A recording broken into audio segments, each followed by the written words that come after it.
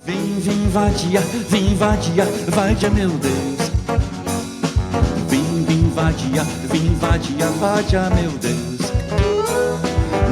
Vem vadia, vadia, meu Deus.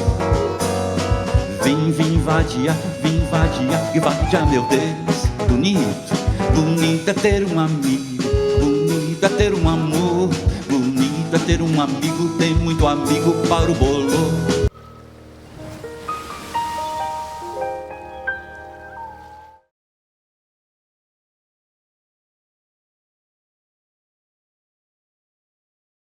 Vem vadia, meu Deus.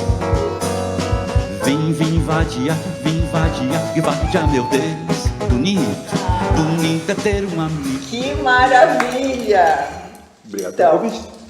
olha só, há de haver algum lugar, um antigo casarão, onde os sonhos serão reais e a vida não. Será que é assim? Eu converso hoje com o Versa, ilustrador, cartunista e proprietário da Desenharia Estúdio. Sou. Aí, Versa! Obrigado pelo convite, é um prazer estar aqui Coisa contigo. boa! Quanto Comendo tempo essas eu não coisas te maravilhosas. via? Pois é, né? A gente se conheceu aqui uns quase 20 anos atrás, né? É verdade. Fazendo já parte da cultura montenegrina. É verdade. Coisa boa. Mas me conta um pouquinho aí, trajetória, arte, qual é teu envolvimento com a arte, como é que isso começa? Bom, eu sou montenegrino, né? Nascido em Montenegro, hoje eu resido em Parecer Novo. Eu sou ilustrador, desenhista, né? Eu sempre trouxe essa alcunha com muito orgulho, desde criança. Eu basicamente era na escola o guri que desenhava nas últimas folhas do caderno, né? E eu sempre gosto de contar essa história porque, fazendo uma análise psicológica assim, da vida, eu gosto de trazer para as pessoas que isso me deu uma garantia de autoestima. Eu penso muito isso, sabe? Porque desde muito cedo eu entendi o meu propósito. Eu defini o meu propósito, né? Tipo, a arte tem essa coisa muito visceral, né? Que tu não escolhe, negocia. tu não planeja, quando vê ela já está dentro de ti, ela já pertence à tua vida. E ela foi isso veio tudo muito natural, assim, né? Eu sempre gosto de trazer isso também, que eu penso como um privilégio, né? Tipo, eu nasci numa casa onde meus pais, não sei se compreendiam totalmente, mas pelo menos admiravam e me estimularam, né? Te respeitavam. Então, isso, porque eu tive colegas na época ali, contemporâneos, pessoal da mesma idade, que alguns deles em casa a coisa era visto como mal visto, né? Sabe aquele pensamento mais antigo e tal.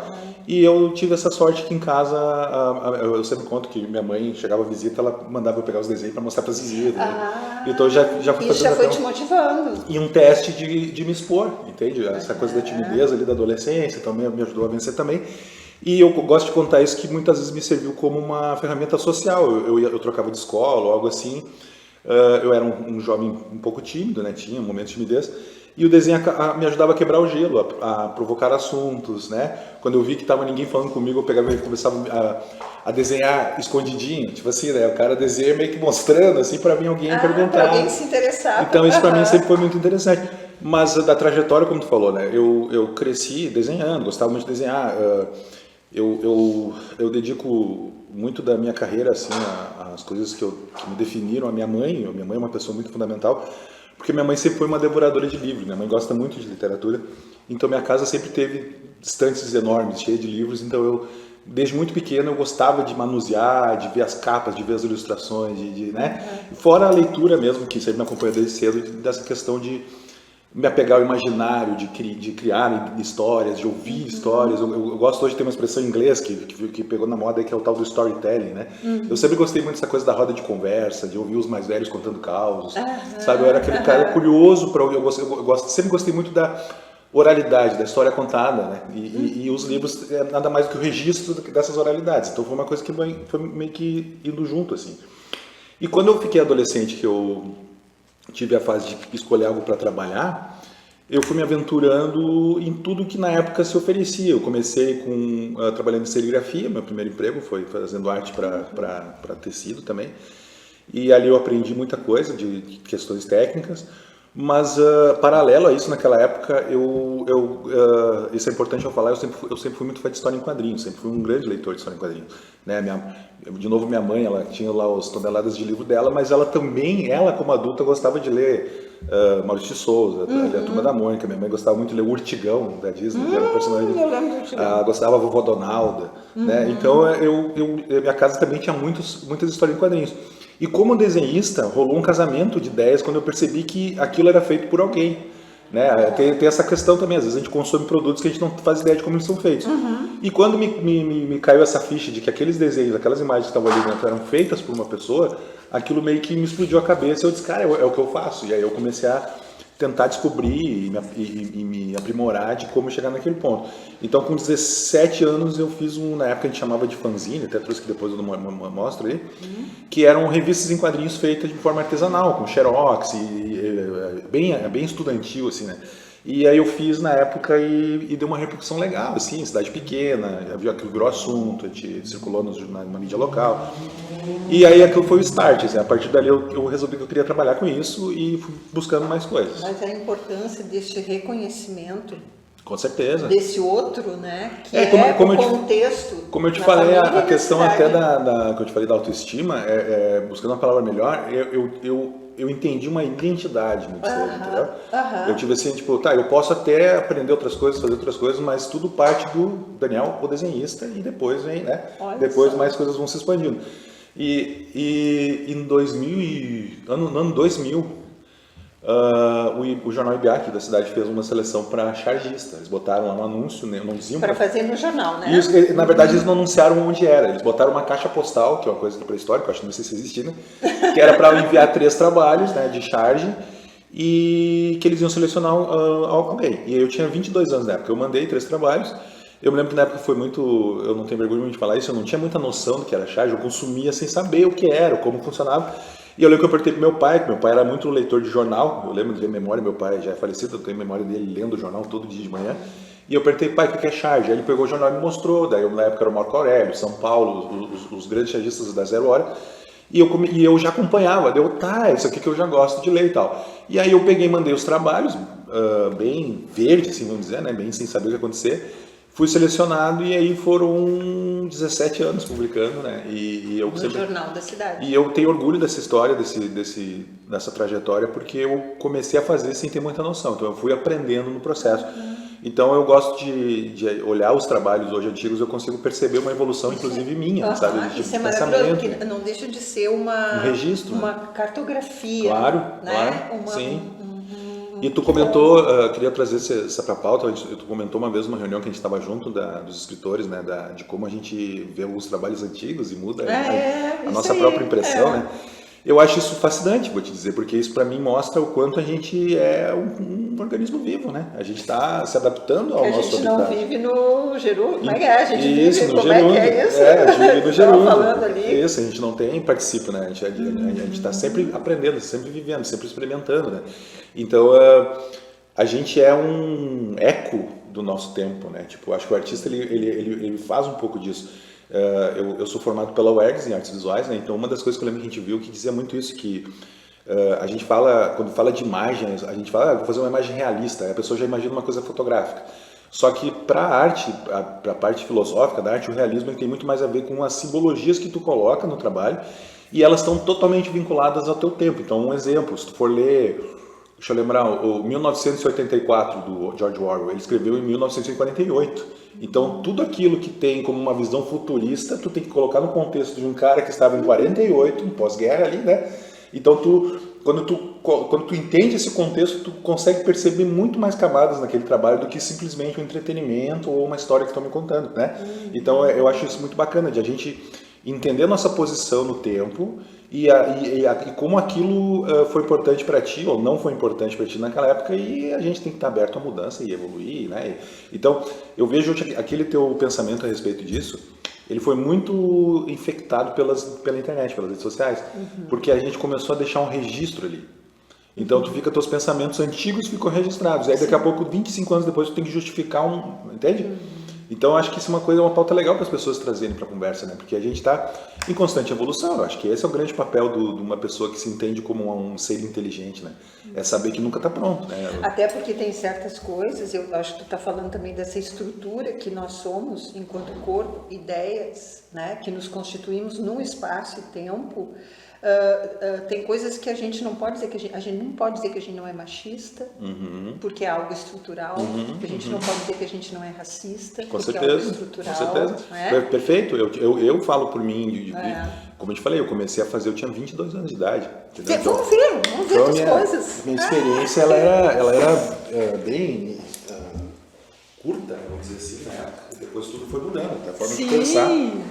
Além do que, também as próprias vivências, né? Eu sempre gosto de falar que hoje em dia essa geração rede social tá faltando o pessoal ir pra rua, né? Suar, se sujar, é aí que a gente... Comer, beber, abraçar, isso né? Isso aí. Essa aqui é a segunda edição, na verdade. A primeira, ela virou um item de colecionador, porque quase não existe mais. Eu vou levar livros. Ela foi uma história em quadrinhos, tem 2 histórias aí, tá?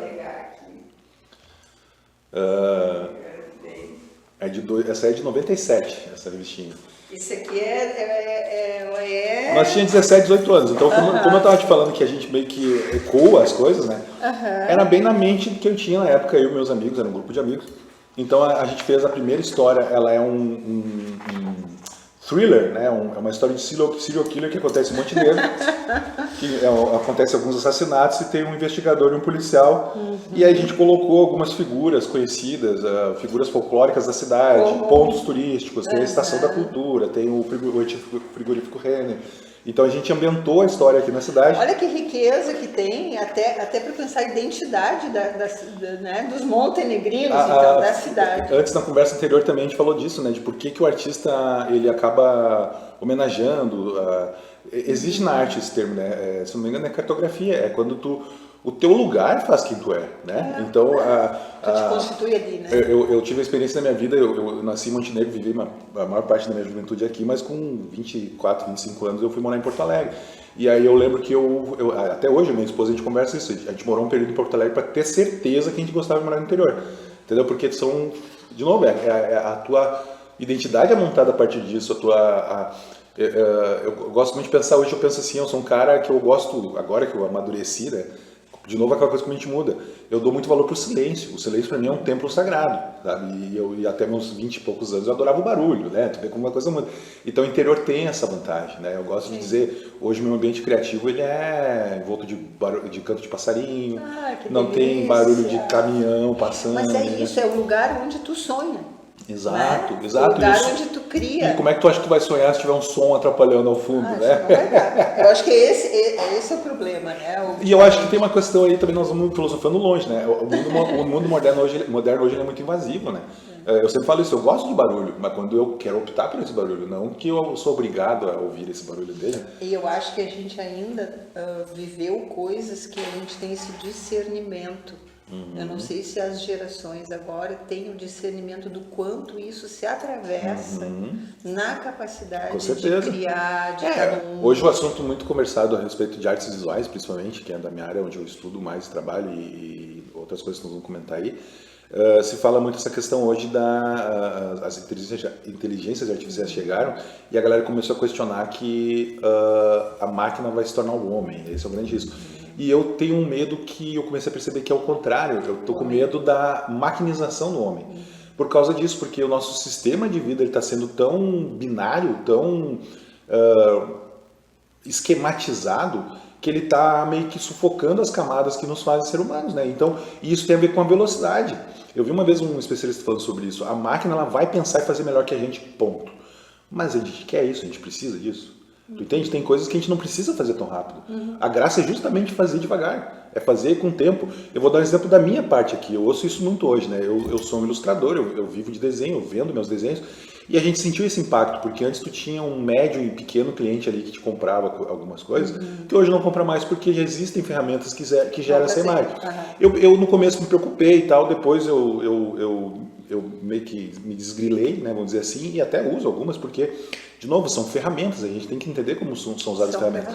O meu medo que eu vejo, a problemática disso, é como o consumidor entende isso, não quem faz. Porque eu penso assim, ó, Se o cara tem uma empresa e o objetivo dele é ter uma imagem para fazer a propaganda da oferta dele para amanhã, que ele precisa logo, ok, eu entendo. Agora, ele vai fazer isso por uma coisa que vai acompanhar ele pro resto da vida dele. Pô, é interessante ele ter uma relação com outro ser humano, entende? Não é, tipo assim, a busca dele não pode ser só imagem. A busca dele tem que ser justamente a relação com o artista, porque esse cara vai trazer coisas para ele, vai trazer outras formas de visão, entende? Tem um amigo meu que fala de forma irônica, que eu adoro, que é... A inteligência artificial não vai superar o artista porque tu precisa escrever um prompt para ela fazer e as pessoas não sabem o que elas querem. Então tu precisa de um ser humano para lidar com essa criatura que não sabe bem o que ela quer, para tentar entender, né, e traduzir. Eu penso sempre assim, ó, quem quer pedir para uma máquina, vai pedir para uma máquina. E quem quer pedir para um semelhante, vai pedir para um semelhante.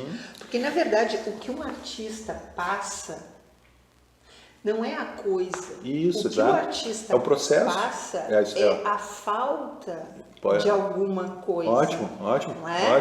Tu tá passando aqui um desenho que tu fizeste porque tu tens uma falta que faz com que tu desenhe. E até a questão de resolução estética, mas a máquina fez mais bonito. Mas ok, talvez o que tu julgue feio é a identidade do meu trabalho. É o que falta, exatamente. Exato. E a gente reconhecia os grandes mestres da história da arte, tu reconhecia justamente porque cada um tinha uma característica. Eles não eram uniformes, e essa é a grande riqueza, cada um. Mas aí que tá, né? Eu acho que tu traz uma discussão muito importante, que é esse grande número de pessoas que talvez tenham uma preferência, não por uma falta em registro, mas por algo que é só coisa. Eu acho que isso tem a ver com uma conduta direcionada também de consumo. Está tudo então enxergado ao consumo. As pessoas estão sendo conduzidas a enxergar tudo como commodity, tudo como consumo, tudo é o produto, tudo. E isso, a longo prazo, ao meu ver, até a médio prazo, vai dar um probleminha, entendeu? Porque a gente está deixando de se entender e entender o outro, né? Porque isso que faz a gente... Vou dar um exemplo. Uma vez também alguém fez uma analogia muito legal, né? A gente está vivendo na geração iPhone, iPod, iPad, é tudo é tudo eu, né? É tudo um grande... O Black Mirror, eu gosto muito, né? É tudo um espelho. As pessoas não estão mais convivendo com o outro, elas passam o tempo inteiro convivendo com elas mesmas, se autoafirmando, né? Digamos assim, é uma grande orgia do narcisismo, né? Que a pessoa fica o tempo inteiro precisando se afirmar como ela é linda, como ela tem amigos, como ela é maravilhosa. E uma grande solidão, né? Exato, e no final Nunca tu vai teve ver... tanta possibilidade. E no final de tu vai ver encontro. que quando elas têm um encontro entre o outro ser humano, elas não sabem mais desenvolver uma conversa, porque justamente não tem mais a prática, né? Essa coisa do convívio, né? Mas...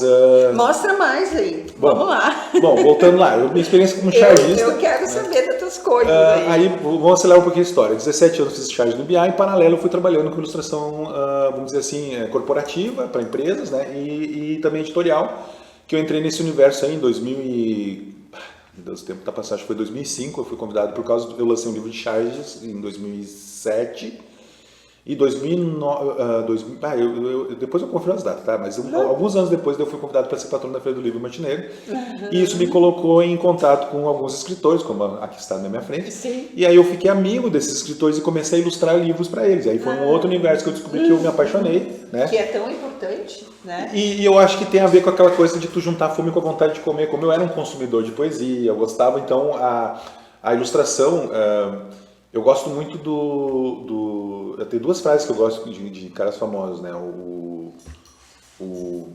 Paul Klee, ele diz que o desenho não é a representação da realidade, é a criação de uma realidade. Né? Então tu não está reproduzindo, eu gosto muito do Magritte, a obra famosa dele, do cachimbo, né? que essa na faculdade a galera sempre gosta de trazer, porque é muito interessante essa discussão, que ele pintou um cachimbo e está escrito em francês, c'est ne pas pipé, não lembro agora como é que fala, isso não é um cachimbo. E aí na época alguém chegou e falou, não, mas é um cachimbo, eu tô vendo que é um cachimbo. E ele falou, não, cara, é uma pintura de um cachimbo. Então eu acho isso uma provocação muito interessante, porque hoje a gente está vendo isso acontecendo o tempo inteiro nas redes sociais, das pessoas brigando e discutindo a respeito de coisas representadas, não é? Entende? É uma figura, é um filme, e ao mesmo tempo a gente está sendo conduzido a ignorar aquilo que está perto da gente de cruel acontecendo da realidade. É como se fosse uma distração constante, eu né? acho que sim. Levem a sério a fantasia, né? Uma vez, alguns anos atrás, começou uma discussão muito forte na mídia do qual é o limite do humor, né? Lembra disso? Que alguns humoristas fizeram piadas, que foram polêmicas e tal. Sim. E aí começaram a trazer na pauta essa pergunta, qual é o limite do humor? Eu adorei alguém que definiu, qual é o limite do drama? Qual é o limite do romance? Qual é o limite do terror? A partir do momento que tu trata aquilo como ficção, é ficção. Eu acho que é isso que as pessoas estão, né, estão começando a ter, tá borrado um pouco assim, né, esse lugar das coisas, correto? E ao mesmo tempo eu vejo que, eu como chargista, eu percebo que isso uns 10 anos para cá ficou muito forte, tanto que em 2017 a parede vai ser charge. Por que tu...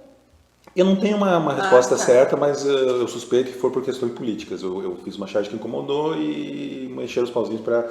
Então é isso, um cara que está opinando, trazendo uma forma de opinião através do humor, ele incomoda, né? Até esse ponto de... O que incomoda? Ele incomoda a vaidade, né? Não, mas incomoda as vaidades, né? É o que mais incomoda, porque o humor, o cômico, ele está no cerne disso que a gente chama humanização. Ele tá colocado ali como isso que é o lúdico. Né? E sem o lúdico a gente não vive, desde que a gente nasce. Eu gosto muito de pesquisar esse assunto, sabe? A origem do sorriso, do rir, do gargalhar. Se tu for analisar, eu testei isso nas minhas filhas, né? Eu vi na teoria e testei na prática com minhas filhas.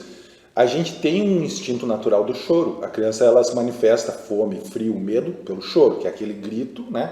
Para todo mundo que está perto escutar. E o riso, ele é mimetizado. Eu aprendo a rir vendo meus pais rirem. O rir é uma coisa que é um comportamento passado adiante.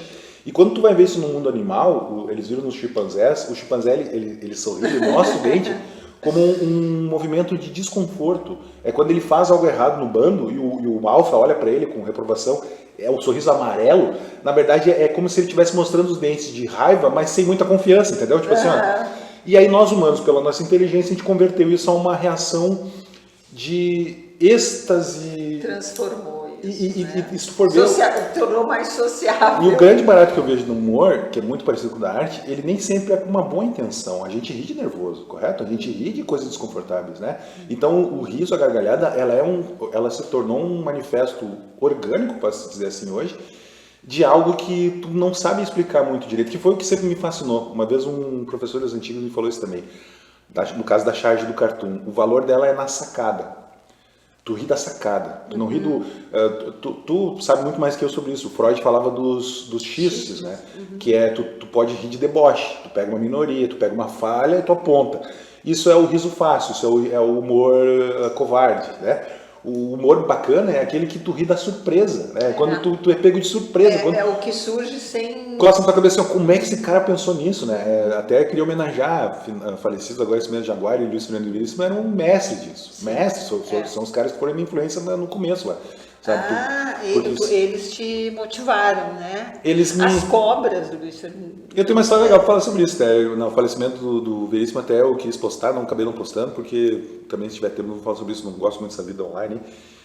Eu sou muito fã do Veríssimo, sempre fui, porque de novo minha mãe me apresentou os livros dele. Primeiro o Érico, o primeiro livro que eu li foi do Érico Veríssimo. Tu vê, né? Tu teve contato com o texto primeiro. Isso. Mas isso também é uma coisa legal de trazer aí, que eu quero, já na sequência, já vou engatar.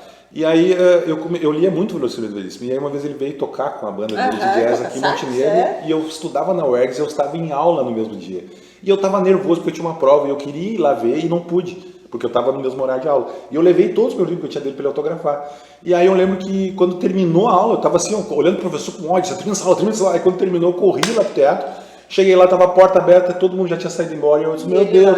Aí a Gorete, beijo Gorete, eu amo ela chamou pra mim e disse, Versário, ele tá saindo ali no cantinho, corre lá. Aí eu cheguei, e aí eu vi o senhor tímido, que é conhecido, ele tomou um susto quando me viu, e eu falei assim, cara, eu não sei tietar, eu não sei elogiar, eu só adoro o teu trabalho, sou muito teu fã. Eu trouxe aqui os trabalhos que tu quiser assinar e eu amo as cobrinhas. E aí ele me falou uma coisa que eu não sei se isso é aberto para todo mundo. Ele disse assim, cara, eu não sei desenhar. As cobrinhas eu sonhava em ser um cartunista, eu sonhava em fazer o que tu faz. E aí eu acho que foi o Jusca, que era um cartunista da época, chegou e falou para ele, cara, cartoon é ideia. Isso vem da escola do Jaguar. Cartoon é ideia, não é a representação gráfica que tu pode fazer com um boneco de pauzinho. O que importa é o que tu tá dizendo.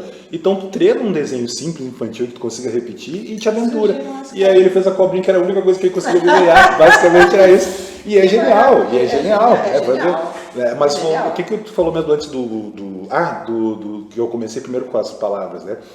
Isso é uma coisa que eu levo hoje para minhas palestras também, que eu gosto muito de ver sobre isso. Uma vez eu fui desafiado por um escritor que chegou para mim, que eu lancei meu livro de charges, e ele disse assim, estão te chamando de escritor, mas isso aqui tu escreveu? E eu sabia que era uma provocação legal, ele fez uma provocação bacana. Porque o que a gente pode dizer a grosso modo? O que é a palavra e a letra? Ela é um desenho. Então a nossa primeira forma de escrita é o desenho. Se tu for ver a criança, ela ser alfabetizada, ela desenha.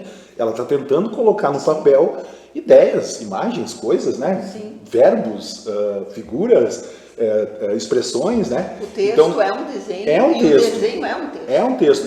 E o que eu mais amo nessa história é justamente a relação entre esses dois. Que ele vai e volta. Eu te mando uma palavra, tu me manda uma imagem. Aí a imagem na minha cabeça vira um monte de palavras, que daí eu escrevo as palavras, que na cabeça do outro vai virar um monte de vai. Tu entende essa constante tradução cerebral que é maravilhosa? Né? Todo mundo tem essa capacidade. A gente, no dia a dia, o gesto, eu gosto muito da coisa do corpo, expressão corporal. Às vezes, com pessoas que a gente convive muito tempo junto, não precisa mais falar. A maneira como a pessoa te olha, a maneira como ela respira. Né? Então esse é o texto que não é texto. São leituras. Texto não verbal. Então eu amo essas coisas, assim, que a gente consegue se comunicar, a gente consegue expressar muitas coisas com várias ferramentas. Dentro delas o texto, a imagem, né? O som, tem várias outras coisas. Então para mim sempre me fascinou foi isso. Tu comentou antes também em off essa coisa da livre interpretação, né? Da maneira como a pessoa pode absorver aquilo. Que também isso é o que sempre me fascinou, porque não tem uma interpretação objetiva, né? Tu consegue, até pode ter, o artista ele tem essa intenção. Tem uma intenção, mas não quer dizer que ela vai ser pegada da outra jeito. Ponta de um jeito completamente diferente, né? Isso é imprevisível. Mas só para não perder, que eu vi que o nosso tempo está comendo, mas seguindo a trajetória. Aí trabalhei com publicidade, outras coisas, e como eu parei de fazer a charge e publicar no jornal, hoje eu estou participando de salões, que é uma coisa que ainda existe, uma resistência, né? Que é a arte gráfica de jornal, o jornal papel, ele caiu em desuso, vamos dizer assim, né? As novas gerações estão largando para o jornal papel. Então, uma forma que o pessoal está mantendo essa cultura da charge são através dos salões. Eu estou participando já, esse ano é o 3º ano que eu fui selecionado para o Salão de Piracicaba, que é um dos mais disputados do Brasil e do mundo, é um salão internacional. No primeiro fui selecionado com uma obra, no segundo com 2 e esse ano com 3. E ainda não ganhei, mas eu tô vendo esse crescimento tá legal, né? Então ano que vem eu participo de novo, né? E eu vou participar agora também do de Caratinga, vou enviar para o Salão de Caratinga, e esse é o processo, a gente vai mandando, né?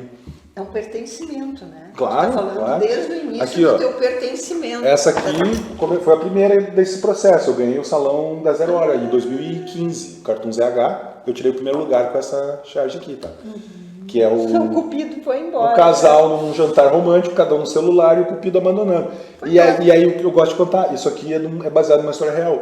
Eu estava aqui em Montenegro numa lanchonete e tinha numa mesa ao lado um casal que me chamou a atenção que eles estavam de mãos dadas e cada um mexendo no celular.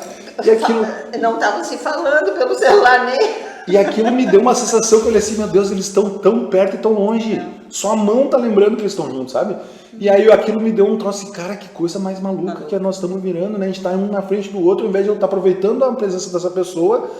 Isso diz muita coisa também, né? Uma vez alguém me falou, talvez essa presença não queria que tivesse, talvez lá. Vai saber, No vai saber. Talvez Às vezes o chocolate é melhor. Isso. Mas então, já que nosso tempo está acabando, eu falo mas demais. tem mostra mais alguma coisa aí. Essas aqui, ó. Essa aqui foi uma que foi selecionada em 2023, né? Para o Todo mundo igual. Da harmonização facial. Muito boa. Que é o policial e o bandido, a vítima e o policial tentando identificar o bandido e todos têm o mesmo rosto, né? Sim. Por causa da harmonização facial, que é outra coisa irônica também de hoje em dia. Essa eu vou pegar as que eu gosto mais, aqui, já que a gente está há pouco tempo. Essa aqui eu mandei também, não foi selecionada, eu gosto muito, que eu pensei, o rapaz que veste a fantasia do Zé Gotinha também tem que tomar vacina, né? Ele não é a gotinha. E uma que foi selecionada esse ano, que era na tema saúde, foi essa aqui, que é um grupo de legionários romanos, né, que eles faziam aquela parede de escudos. E aí um deles fala, eu não acredito em vacina. Daí ele abre o escudo de proteção, né, quando eles estão sendo atacados, brincando com a ideia da imunização coletiva, que não adianta, né? Se um não é contra, ele estraga todo o processo, né? E essa aqui também foi selecionada para esse ano aqui, que ela critica os jogos das bets, né? Que é o tigrinho aqui, desfrutando da sua grana, e aqui nos troféus na parede, um monte de pessoas vesgas jogando no celular ali, né? Pendurados na parede. E os objetos de caça, né? Os troféus. Os objetos. Esse também foi selecionado em 2024. Que aí é brincando, um meme que rolou na internet do 10 reais um presente misterioso é o cavalo de Troia. Né? Sim, mas muito bom, que bom. Aí que tá, né? Eu acho que tu deu uma parada aí em relação à charge, mas né, a criação tá rolando, tá acontecendo, né? E eu acho que essas... A gente sempre conversa sobre criatividade, né? O meu grande encanto é a criatividade. Que é a forma da gente falar sobre aquilo que é intangível, né? Que não é palpável. A criatividade, ela faz um sopão com essas coisas e nos traz... Eu tive um mestre que me disse também, criatividade tu não cria nada, criatividade na verdade tu rearranja. Eu gosto muito dessa ideia, né? Tu não cria algo do zero. Quem cria, vamos supor, a natureza talvez cria algumas coisas. A gente não cria, a gente pega o que tem por ali, junta um pouquinho aqui, junta um pouquinho lá e reapresenta aquilo, né?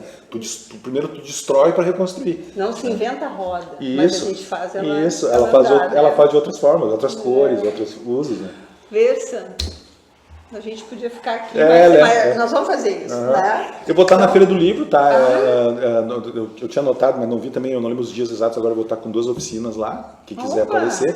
Semana que vem eu vou começar aqui no centro, vou divulgar nas minhas redes sociais também, vou começar um curso para crianças e para adolescentes de desenho para iniciantes e criação de personagens.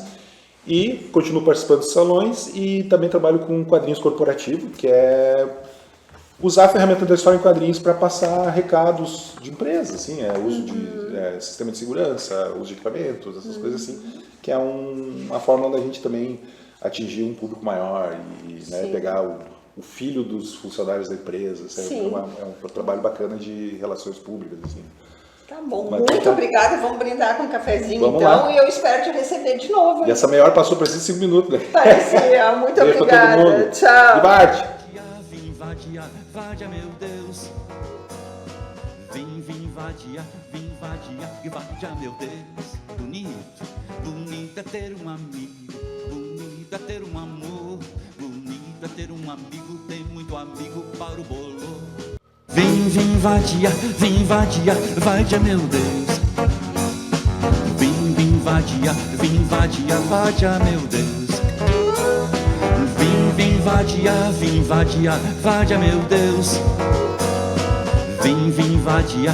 vadia, meu Deus. Bonito é ter um amigo, bonito é ter um amor, bonito é ter um amigo, tem muito amigo para o bolo.